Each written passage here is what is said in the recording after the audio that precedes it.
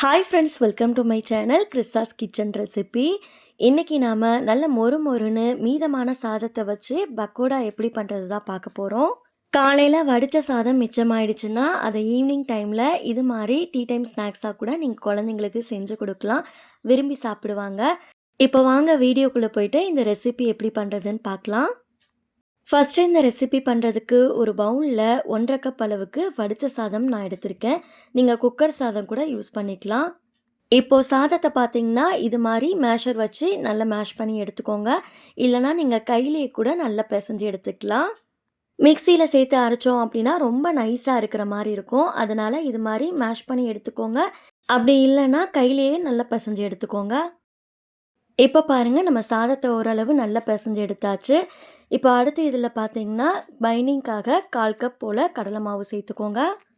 கூடவே 2 table spoon cornflour மாவு சேர்த்துக்கோங்க. அப்போ தான் பக்கோடா நல்ல மொறுமொறுன்னு கிடைக்கும். அடுத்து இது கூடவே 1/4 டீஸ்பூன் மஞ்சள் தூள், 1 டீஸ்பூன் காஷ்மீரி மிளகாய் தூள் சேர்த்துக்கோங்க. இது காரம் கம்மியாகவும் இருக்கும், கலரும் நல்லா கொடுக்கும். உங்ககிட்ட காஷ்மீரி மிளகாய் தூள் இல்லை அப்படின்னா நார்மல் மிளகாய் தூள் 1/2 டீஸ்பூன் போல் சேர்த்துக்கோங்க. அடுத்து தேவையான அளவுக்கு உப்பு சேர்த்துக்கோங்க. அடுத்து கொஞ்சமாக பொடியாக நறுக்கின மல்லி, கருவேப்பிலை, ஒரு மீடியம் சைஸ் பெரிய வெங்காயத்தை பொடியாக நறுக்கிட்டு சேர்த்துக்கோங்க. கூடவே 1/2 டீஸ்பூன் ஜீரகம் சேர்த்துக்கோங்க. இப்போது இது எல்லாம் சேர்த்ததுக்கப்புறமா கையிலேயே நல்லா கலந்து விட்டுக்கோங்க.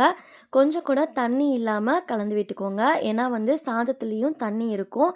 நம்ம சேர்த்துருந்த வெங்காயத்துலேயுமே லைட்டாக தண்ணி இருக்கும். அதனால் கொஞ்சம் கூட தண்ணி இல்லாமல் நல்லா இது போல் பிசைஞ்சு எடுத்துக்கோங்க. பாருங்கள், இப்போ நம்ம நல்லா பிசைஞ்சு எடுத்தாச்சு. நம்ம பக்கோடா இது மாதிரி கிள்ளி போடும்போது நமக்கு ஈஸியாக இருக்கணும். இது மாதிரி நல்லா பிசைஞ்சு எடுத்துக்கோங்க. இப்போ அடுப்பில் பார்த்திங்கன்னா எண்ணெய் நல்லா சூடாயிட்ருக்கு. எண்ணெய் நல்லா சூடானதுக்கப்புறமா நம்ம பக்கோடாவை ஒவ்வொன்றா கிள்ளி போட்டுக்கலாம். எண்ணெய் நல்லா சூடானதுக்கப்புறமா அடுப்பை மீடியம் ஃப்ளேமில் வச்சுட்டு நீங்கள் பக்கோடாவை உள்ளே சேர்த்துக்கோங்க. பக்கோடாவை உள்ளே சேர்க்கும்போது கொஞ்சம் கேப் விட்டு சேர்த்துக்கோங்க. அப்போ தான் ஒன்றோடு ஒன்று ஒட்டாமல் இருக்கும். எல்லா பக்கோடாக்களையும் உள்ளே சேர்த்ததுக்கப்புறமா உடனே கரண்டி வச்சு கிளறாமல் ஒரு நிமிஷம் போல் நல்லா வேக வச்சுக்கோங்க. அதுக்கப்புறமா இதை திருப்பி போட்டுக்கலாம். இப்போ அடுப்பு பார்த்திங்கன்னா மீடியம் ஃப்ளேமில் தான் இருக்குது. மீடியம் ஃப்ளேம்லேயே வச்சுட்டு பக்கோடாவை நல்லா பொரித்து எடுத்துக்கோங்க. அப்போ தான் நல்லா மொறுன்னு கிடைக்கும். எண்ணெயோட சத்தம்லாம் அடங்கினதுக்கப்புறமா நம்ம பக்கோடாக்களை வெளியில் எடுத்துடலாம். இப்போ பாருங்கள், பக்கோடா எல்லாமே மொறுன்னு தயாராகிடுச்சு.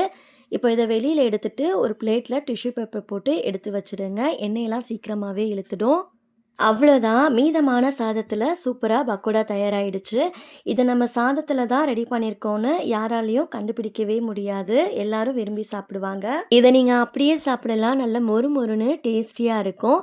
குழந்தைங்களுக்கு கொடுக்கறதா இருந்தால் டொமேட்டோ கெச்சப் வச்சு கொடுங்க, விரும்பி சாப்பிடுவாங்க. ஒரு 15 நிமிஷம் டைம் இருந்தாலே போதும், ரொம்ப ஈஸியாக செஞ்சிடலாம். வீட்டில் ஒரு டைம் ட்ரை பண்ணி பார்த்துட்டு உங்களுக்கு எப்படி வந்ததுன்னு மறக்காமல் உங்களோட ஃபீட்பேக்கை ஷேர் பண்ணிக்கோங்க. உங்களுக்கு இந்த ரெசிபி பிடிச்சிருந்துச்சுன்னா லைக் பண்ணிவிட்டு சேனலை சப்ஸ்கிரைப் பண்ணிக்கோங்க. நெக்ஸ்ட்டு ஒரு ரெசிபி வீடியோவில் பார்க்கலாம். தேங்க்ஸ் ஃபார் வாட்சிங். பபாய்.